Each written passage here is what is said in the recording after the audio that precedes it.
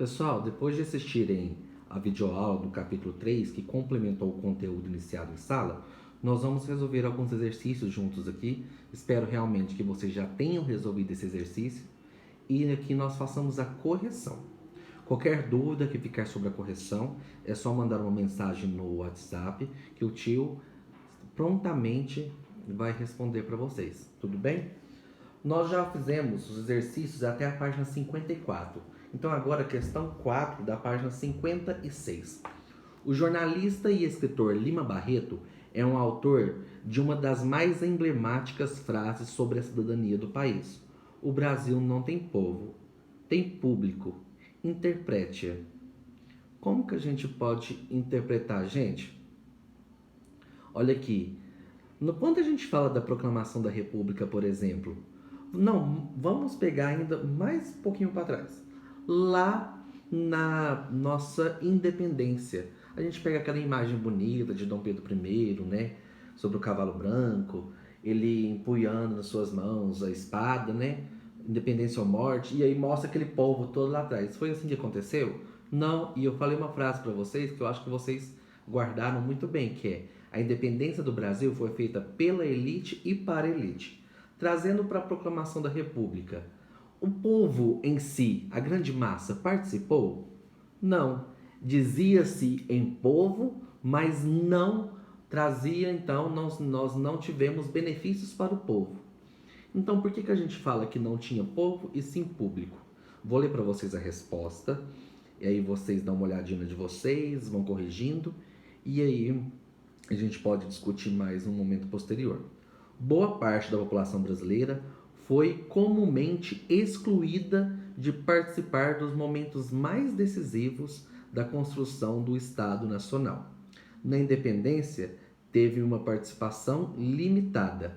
Na proclamação da República, não passou de espectadora. Havia uma enorme preocupação da elite com a ordem e com o progresso, mas a cidadania ficava em um segundo plano, colaborando para que a população não tivesse participação política. Certo? Questão 5. Sobre a sociedade brasileira durante a Primeira República, responda as questões a seguir. Como podemos caracterizar a sociedade que existia de fato no início da República? Gente, vamos pegar como exemplo aqui o sistema eleitoral, que falou que homens acima de 21 anos poderiam votar, excetuando analfabetos, militares de baixa patente, membros de ordens religiosas e as mulheres. Acabou excluindo grande parte da população, certo? Então a gente pode falar que a maioria da população era uma população pobre, analfabeta, composta por uma população negra ou mestiça, ou ainda por imigrantes recém-chegados ao Brasil. Vivia nos sertões ou então em cortiços. Só podiam votar sob o cabresto. Não tinham acesso à adequada alimentação, moradia e educação. Letra B. Como a elite política brasileira da época gostaria que o Brasil fosse? Gente, eles queriam eliminar as doenças, sanear o Brasil, só que aí isso viria às custas de quê, gente? Um aumento da população que pertencia à elite de brancos e menos negros e mestiços. Então, a elite desejava um Brasil moderno, com epidemias sob o controle, cada vez mais branco e menos negro ou mestiço, seguindo o modelo de progresso europeu. Certo? Então agora nós vamos para a página 64, já que a questão 1 e 2 das atividades também já foram feitas. Questão 3. Completamente analfabeto ou quase, sem assistência médica, não lendo jornais nem revistas, nas quais se limita a ver as figuras, o trabalhador rural, a não ser em casos esporádicos, tem o patrão na conta de benfeitor. No plano político, ele luta com o coronel e pelo coronel. Aí estão os votos de cabresto, que resultam em grande parte da nossa organização econômica rural. Pessoal, interessante isso aqui, ó, quando fala que eles veem o, o patrão como benfeitor, é a política do é a política do clientelismo, lembra, né? O benfeitor ali no caso, que seria o patrão, o coronel, oferece várias coisas para eles e em troca, ele, sendo como clientes, eles têm que obedecer e votar, né, em quem o seu coronel queria, prestar favores. O coronelismo, fenômeno político da Primeira República, 1889 a 1930, tinha como uma de suas principais características o controle do voto, o que limitava, portanto, o exercício da cidadania. Nesse período, essa prática estava vinculada a uma estrutura, resposta correta é a letra E, agrária, marcada pela concentração de terras e de poder político local e regional. Questão 4. A charge foi publicada na revista O Malho, em 1905, quando as reformas urbanas de Pereira Passos se encontravam em estágio avançado. Assinale a alternativa que melhor se relaciona com a imagem. Então aí, gente, ó, nós estamos vendo que as reformas urbanas veio através do bota abaixo, lembra? Destruição dos cortiços, alargamento das vias, as pessoas foram obrigadas a sair de suas casas, muitos procuraram os morros, surgindo as favelas, aglomerações sem condições mínimas de moradia, saúde. Então, se vocês observarem as alternativas, a que melhor responde a questão é a letra A. Um dos principais custos sociais das obras de renovação urbana carioca foi o desalojamento de um elevado número de pessoas, em função da demolição de suas casas pelos poderes públicos, para abertura de avenidas e alargamento das ruas.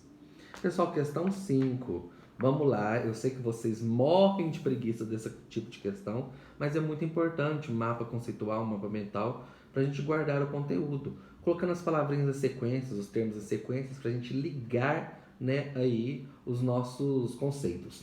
Então fala sobre a revolta da Chibata. O que a gente pode colocar aqui, gente? Ó, revolta da Chibata como central.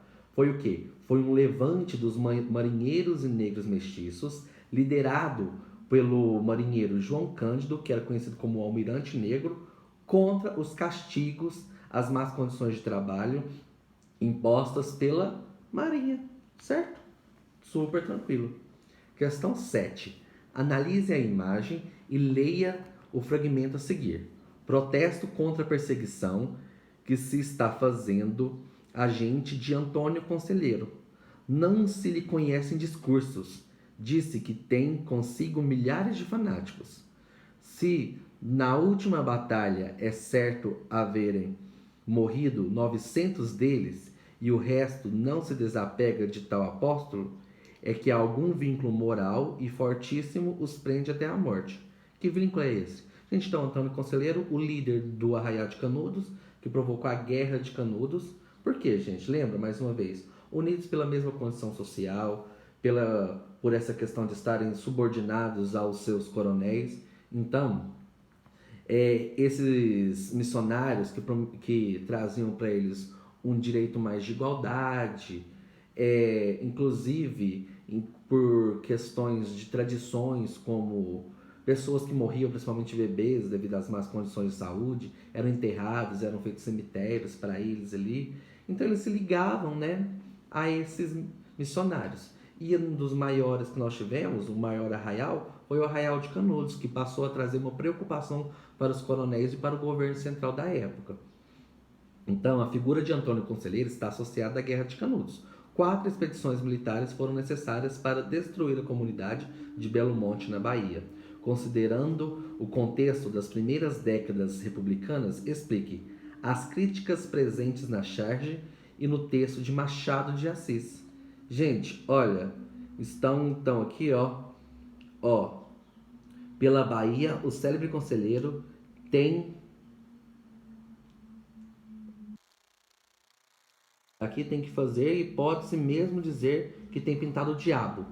Então, é uma charge que contrária ao...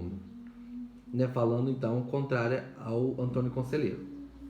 Então a gente pode colocar aqui, ó, que a charge ironiza a visão que a imprensa e o governo da época queriam que a população tivesse sobre Antônio Conselheiro.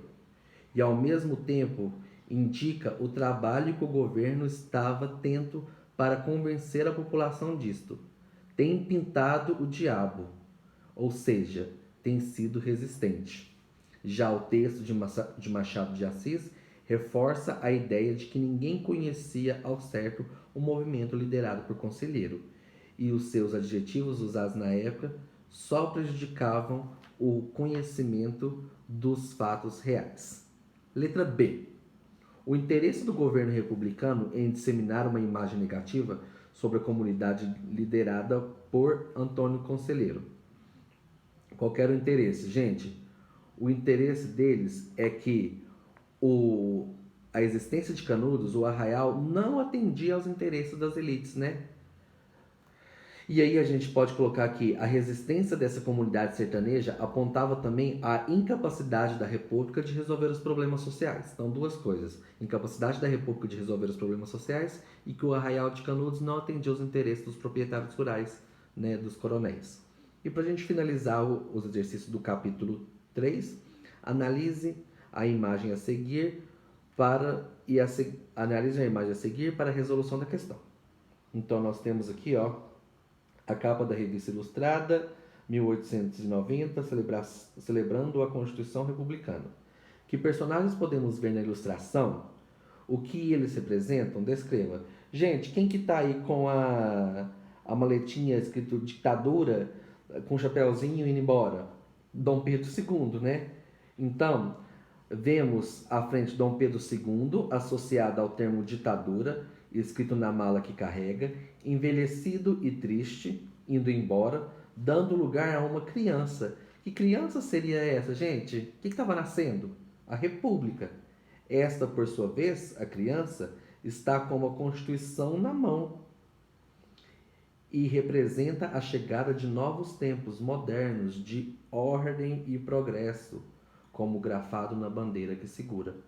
Certo, meninos? Então, mais uma vez, após a correção, se ficou alguma dúvida, o tio está à disposição para tirar qualquer dúvida de vocês. Um grande abraço.